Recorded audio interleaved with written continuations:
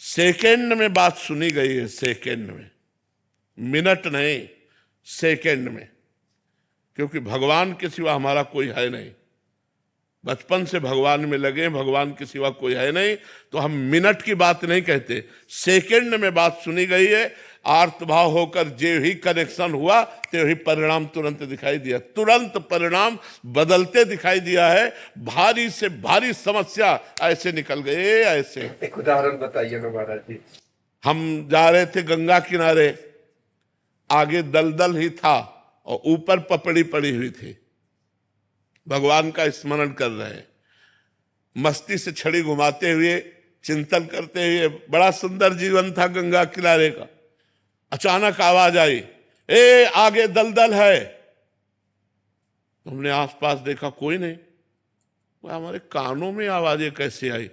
जे हुई छड़ी ऐसे मारी तो पूरी छड़ी चली गई। ऊपर पपड़ी है और नीचे दल। अब बताओ, अगर वहां फंस जाते तो क्या?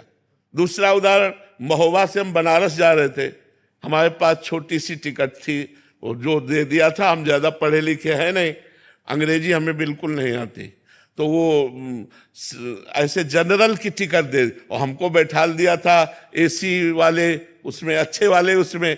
तो हम तो टिकट है ये बात से हम बैठे थे, बाबा जी हमें क्या फर्क। इतने में वो पूरा बैच आया। जब 4-6 स्टेशन निकल गए तो हमारे का टिकट, तो हमने बड़े गर्व से दिखा दिया। तो उनका ये क्या है?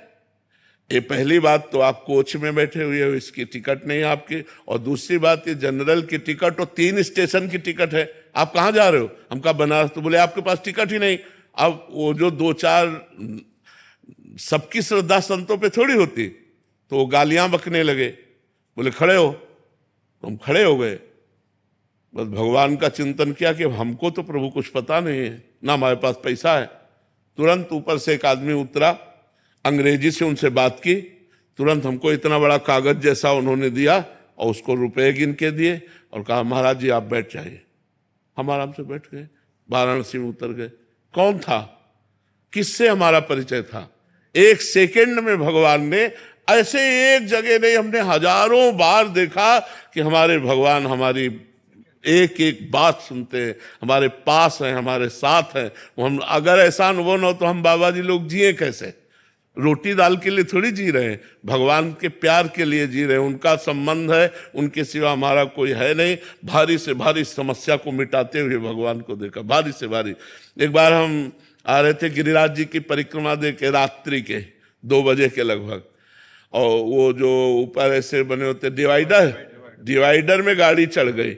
वो सो गया ड्राइवर, जो ये ऐसे चढ़ी हो गाड़ी एकदम पलटने वाले से कहा राधे श्याम, गाड़ी बंद, वो ऐसे खड़ी हो गई। अब ड्राइवर एकदम उतरा और कहा माफ कर दीजिए, माफ कर। वो मतलब भयभीत हो गया कि लोग मारेंगे। हम कहा नहीं नहीं, उसने कहा हम सो गए पता नहीं कैसे, माफ कर दीजिए, कभी नहीं सोए। हम कहा बिल्कुल ना, तो पीछे से कोई गाड़ी आई, ना अपनी गाड़ी पलटी, सब सुरक्षित। भगवान का एक एक पल अपने भक्तों का साथ देते देखा गया है। जहां मेरा भक्त चरण रखे वहां रखूं मैं हाथ, पीछे पीछे मैं फिरूं, कभी न छाड़ू साथ, भगवान बहुत कृपालु है।